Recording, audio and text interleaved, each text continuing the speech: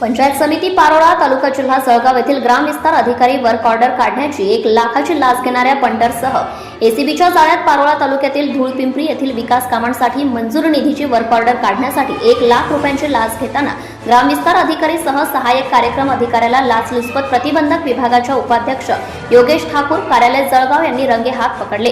दिनांक 20 सप्टेंबर 2024 शुक्रवारी दुपारी पंचायत समिती पारोळा कार्यालयात ही कारवाई करण्यात आली।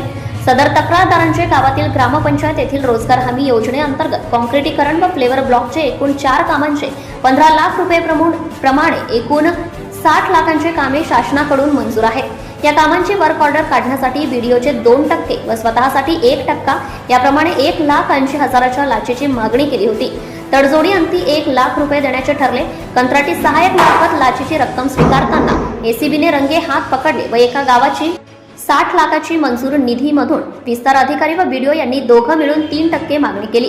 पारोळा तालुक्यात 114 इतके ग्रामपंचायती असून कोट्यवधी शासनाचा निधी या ग्रामपंचायतींना मंजूर झालेला आहे।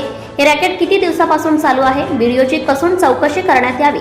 त्यांची नावे, जंगम मालमत्ता किती आहे, त्यांच्या जवळच्या नावावर मालमत्ता किती पूर्ण तपासण्यात यावे व एक साधारण अधिकारी त्याच्या वरिष्ठ अधिकारी करता लाचेची मागणी करतो तर तो वरिष्ठ अधिकारी कोणाच्या आशीर्वादाने कोणत्या वरिष्ठ अधिकारीचे पोट भरत आहे ही साखळी निष्पन्न होणे असे ग्रामपंचायत ग्रामस्थांचे म्हणणे आहे। जळगाव जिल्हा हा खूप मोठा जिल्हा असून असे रॅकेट जिल्ह्यात कुठे कुठे चालू आहे। मुंबई व जळगाव व नाशिक लाचलुचपत प्रतिबंधक विभागाने याची दखल घ्यावी व चौकशी करण्यात यावी।